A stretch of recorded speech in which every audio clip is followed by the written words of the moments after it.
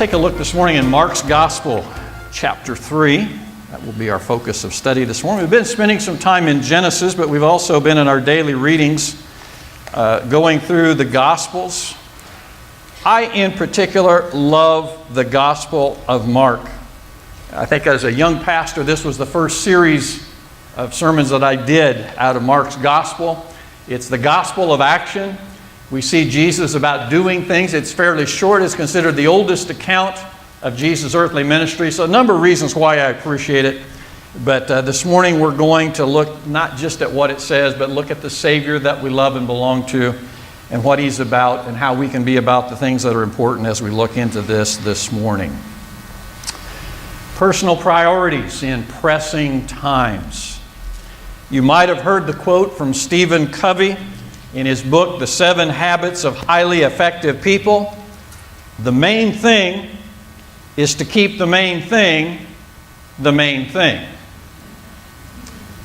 Sure, that's easy to say. Well, not if you say it real fast. That's easily said, but doing that is a bit more challenging. Problem is, knowing what the main thing is the first challenge. What exactly is the main thing that I need to know in order to keep it the main thing? And so that's the starting point, is what's the main thing? And then keeping the main thing focused is really challenged. Keeping that front and center in the fast-paced world that we all live in. The never-ending needs and demands that are placed upon us can very easily push the main thing off course. So we look to Jesus, who I think did better at this than anyone. He kept the main thing, and He models and teaches that for each one of us. And of course, I think the main thing with Jesus was always the kingdom of God.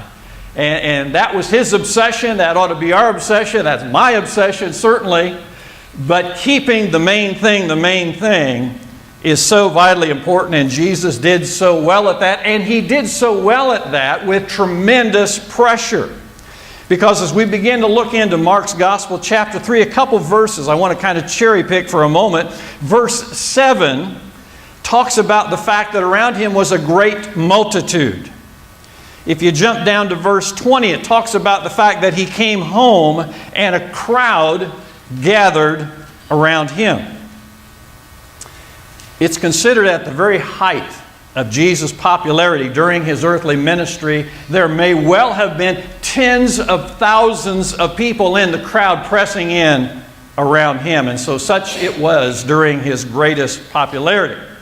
So you think about trying to keep the main thing with the press of vast crowds like that, so much so that it says in verse 20 that they could not even eat a meal. That's tremendous pressure, but yet even amidst all of that, Jesus kept the main thing the main thing. So in this third chapter that we look at this morning, as we keep an eye on keeping priorities straight, we see several things. In fact, we're going to see about 3 things out of this chapter, and it's always said that a good sermon consists of 3 points, so we got 3 points this morning out of chapter 3, and these aren't my 3 points, these are Jesus' 3 points. And so note these things well that we look at here in Mark's Gospel, chapter 3. We learn from Jesus, first of all, to prioritize human needs over procedures. Verses 1 to 6.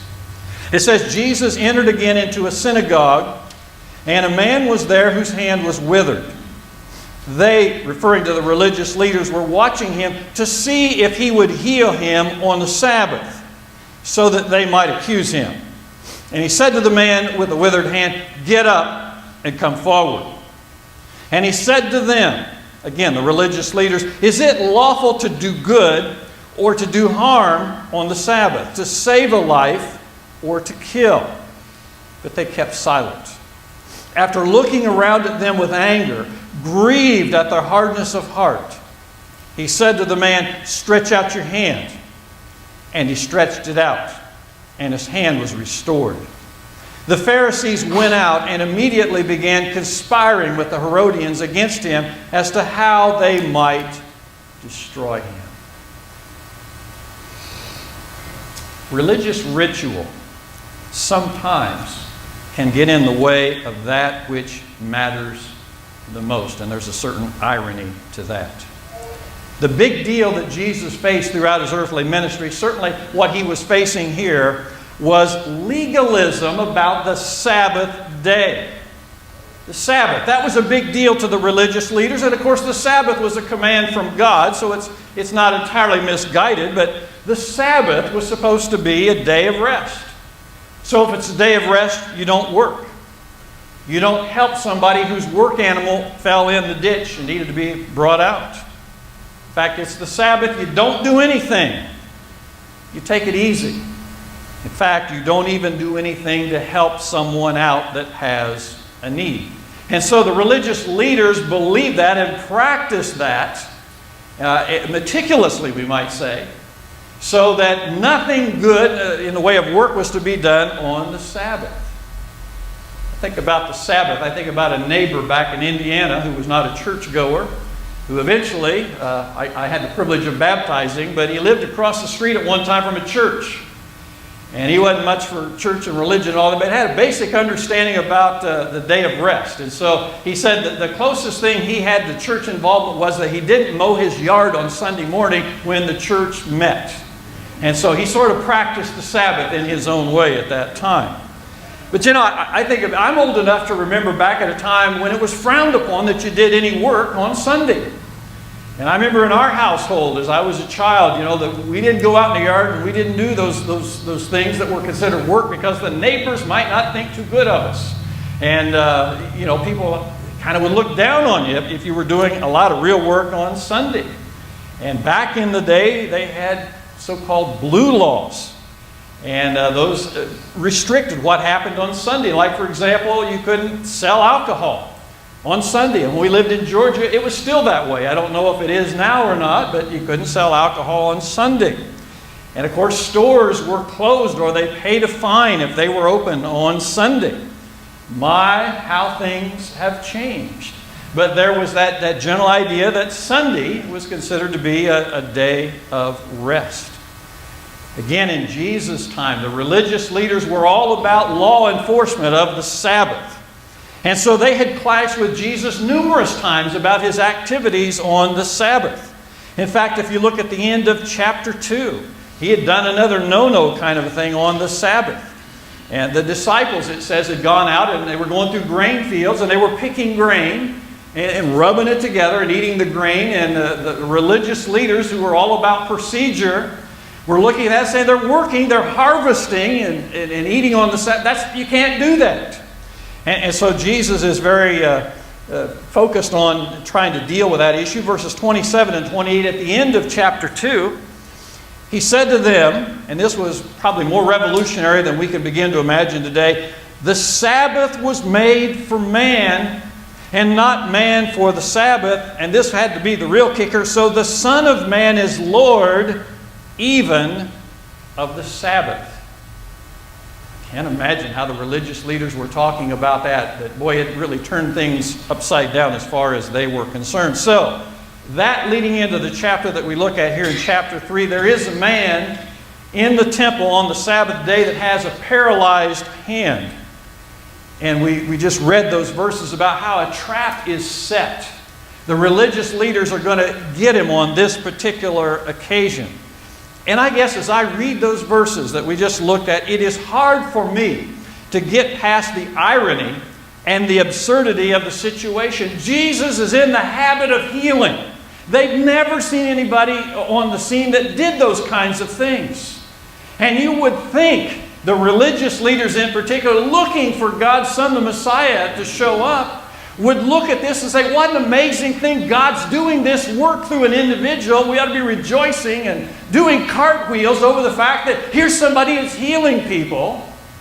But instead, I'm sure petty jealousy had to be part of it. They're upset because he's not just healing, but he picked the wrong day of the week to do it. He had a habit of healing on the Sabbath. Well, you know, if he'd have just arranged to do it the next day or done it the day before any other day, they'd probably been happy with it. But he had a habit of healing on the Sabbath, and that was very, very troubling. That God's Son surely will follow all the laws. And so even though he's healing, doesn't he know you're not supposed to work on the Sabbath? And so here they are, hung up on procedure.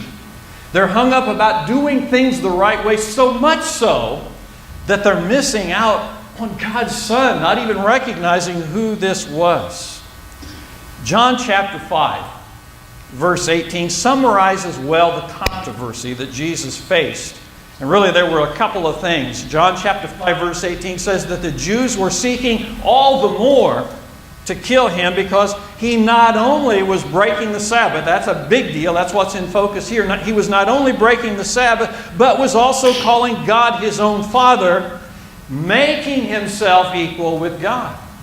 So, two sticking points with the religious leaders. This habit he had of healing on the Sabbath instead of another day, but he also claimed this relationship with his Father, that he was literally the Son of God, that gave him a certain equality with his Father, and that was more that they could handle. So back to Mark's Gospel, chapter 3, verse 3, we find that Jesus brought this man with the paralyzed hand really front and center and compassionately healed him in spite of the opposition that he faced from what we might call the procedure police, the religious leaders. Why did he do it? Why did Jesus heal on the Sabbath? It's as though he's making a point, and I think that this is the key point he's trying to make. It is always the right time and place to compassionately meet human needs. And so if we're going to walk away with something from our Savior Jesus, here's one key point. It's always the right time. Doesn't matter if it's Sabbath or not. The Sabbath was made for the benefit of man, not for man to conform to that. And so human needs take priority over procedures. It's always the right time and the right place to meet a human need.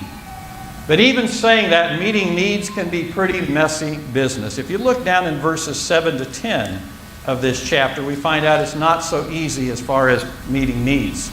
It says that Jesus, verse 7, withdrew to the sea with his disciples. And again, a great multitude from Galilee followed, and also from Judea and Jerusalem, and listing all these different places where they came from. A great number of people heard of all that he was doing and came to him. And he told his disciples that a boat should stand ready for him because of the crowd, so that they would not crowd him. Verse 10, for he had healed many, with the result that all those who had afflictions pressed around him in order to touch him. And whenever unclean spirits saw him, they would fall down before him and shout, "You are the Son of God." You get the idea why the crowds were there. Jesus was meeting some very real needs, healing people who needed to be healed.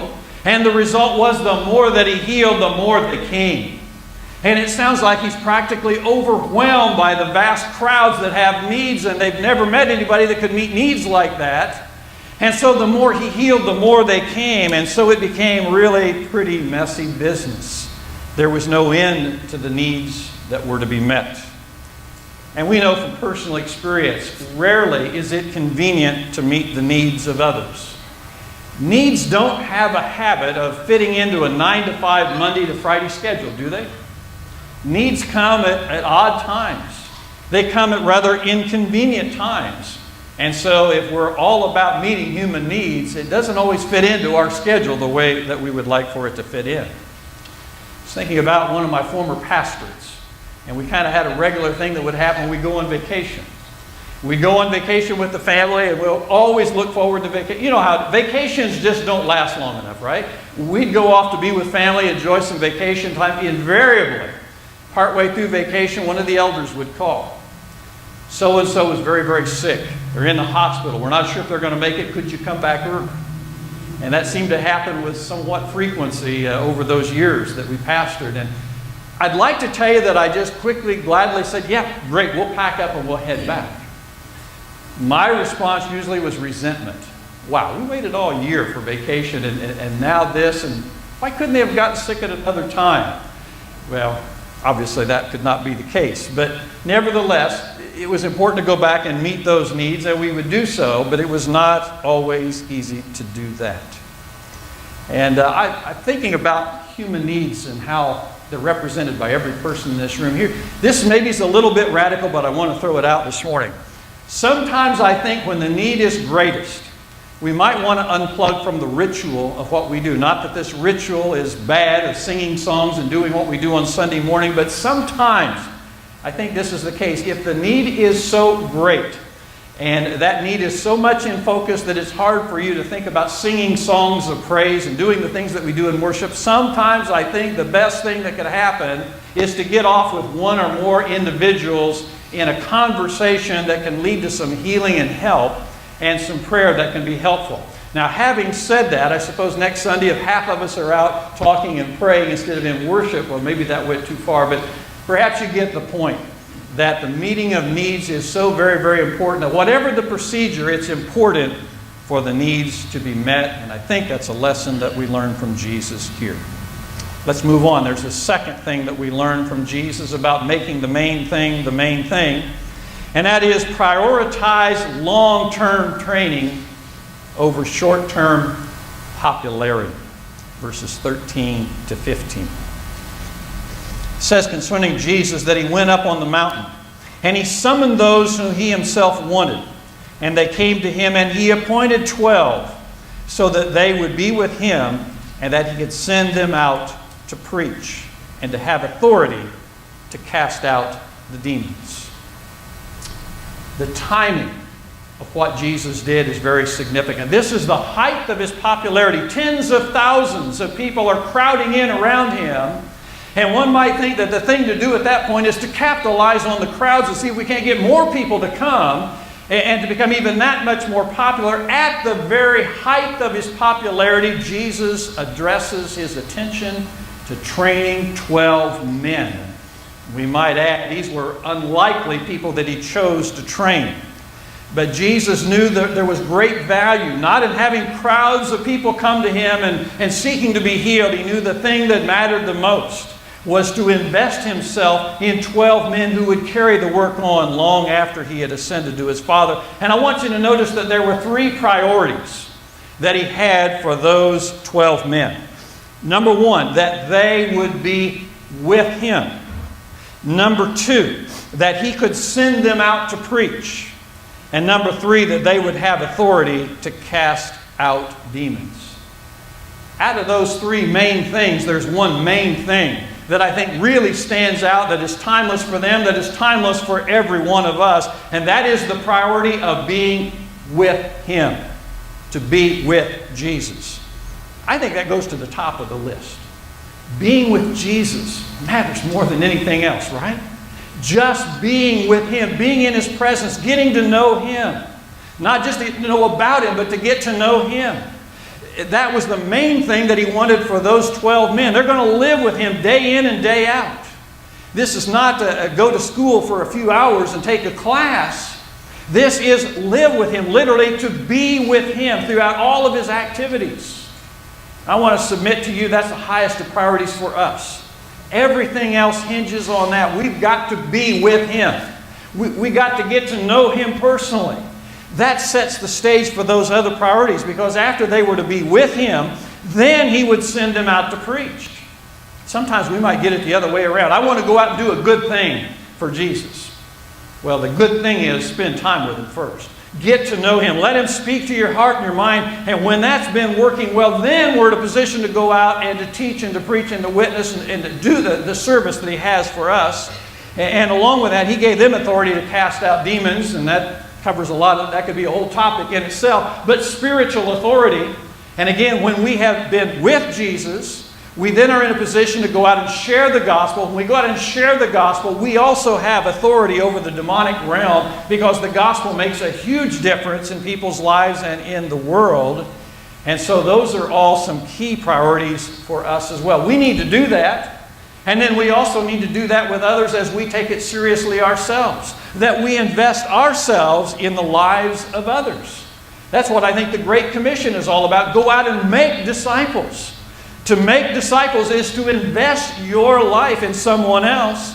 As you have allowed Jesus to be with you and you with him, pour that into someone else. And so that becomes the priority to carry on this process. In fact, the Apostle Paul, in 2 Timothy chapter 2, verse 2, says this exact same thing. He says, "The things which you have heard from me in the presence of many witnesses, entrust these to faithful men who will be able to teach others also."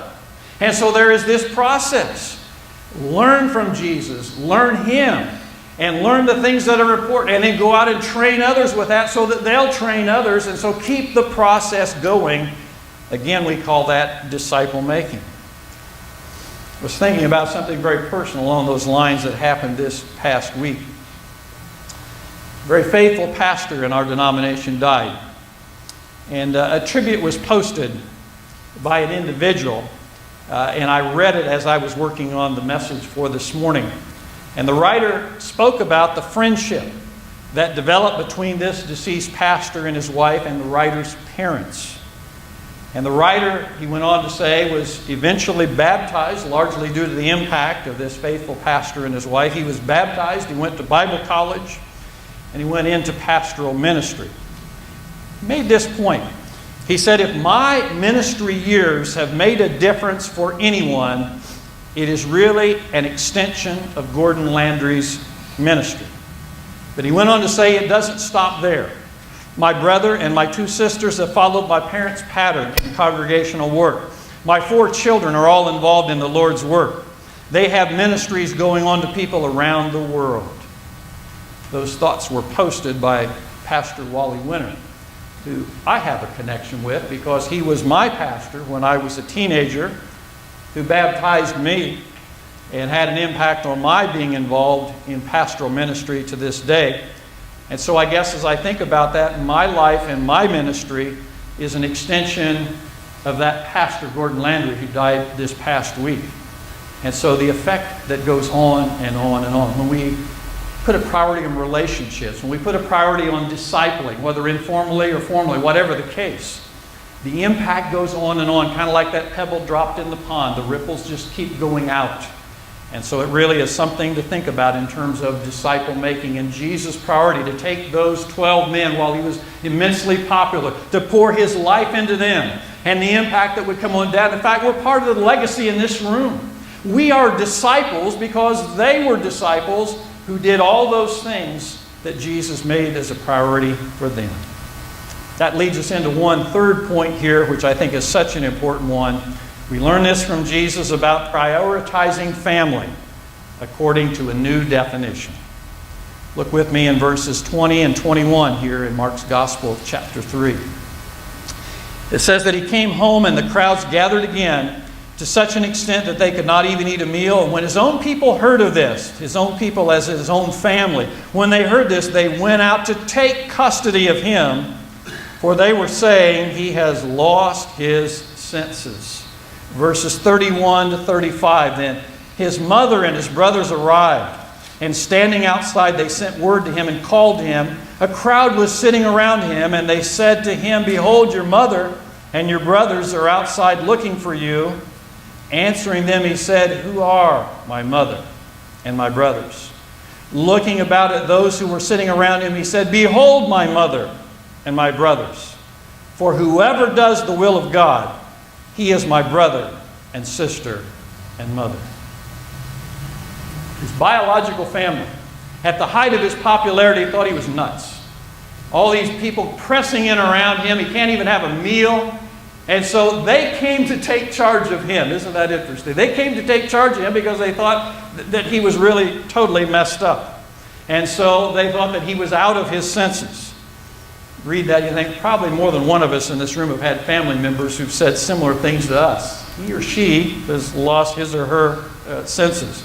I was thinking when I announced to my family that I was intending to go to Bible college and into pastoral ministry, that was generally the reaction I got as well.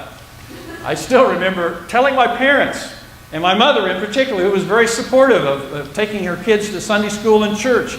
She was the first one to speak. My dad sat silent, but she said, "We never trained our son to be a minister." And I thought, that's kind of interesting that that would happen. I had other relatives that just kind of looked skeptically at me, and I remember one relative in particular who set me down and tried to cause me to rethink the whole decision that I had made. And so I'm pretty sure I had family that thought I had lost my senses. Maybe they still do as far as that goes. But Jesus' family, certainly, if you think about it, they had plenty of reasons to be concerned for his sanity. And here are some of the reasons we can pick out of that. For one thing, Jesus had left a seemingly prosperous business to go out and become an itinerant preacher. The carpentry business wasn't that bad for the family. And so he had a good vocation and a good living. And so he had left that to be an itinerant preacher without any real salary, so they probably were concerned about that. As we've been reading, the religious leaders, the political leaders, were out to kill him. They wanted to murder him, and yet he was still out doing what he was doing and not backing down, and that seemed like insanity to do so. Again, the huge crowds that were following him, and they might have been very concerned that the fame and attention could go to his head, as it would many people, so they might have been concerned about that. And maybe the last straw was that he had picked a group of disciples who were very unlikely candidates. And so they may well have been questioning his judgment. And of course, we know that his brothers were very, very skeptical of who he was and who he claimed to be. They didn't believe in him until after his resurrection. And so his family had some very real concerns, and so they came to try to take charge of him. Again, as they appear outside, what Jesus said certainly was not disrespectful, but Jesus redefined what family really is. And the definition he gives in that last verse is so important. Whoever does the will of God, he is my brother and my sister and my mother. So he cut through it all and he said, family is not about being a blood relative. It's not about biology. It's not about genealogy. Family is about being and doing the will of my Father. Doing God's will involves believing in His Son and living for Him. And he says that's what family really is. And so that's the new working definition of what family is. And so having said that, I think it's good to take a look around for a few moments this morning and consider this is family in this room. In every sense of the word, this is family. Now, we may have blood relatives in this room, and that's an extra bonus. But make no mistake about it, real family is perhaps not what we think family is. Real family is this gathering of brothers and sisters in Christ. We're forever family, according to the definition of Jesus. We go through this life, but we also share together in the age to come. And so we are in the presence of true family when we gather together. Everyone who is committed to doing the will of God by believing in His Son and living for Him is forever family. So we might learn a lot about biological family through Ancestry.com, but the bigger priority is to learn from Scripture about forever family, what it is and how we ought to live with one another and how to behave, and that's the great priority for the people of God. Again, the main thing is to keep the main thing the main thing. Jesus has outlined 3 of those key main things for us today. Prioritizing human needs over procedures. Prioritizing long-term training over short-term popularity. Prioritizing family according to a new definition.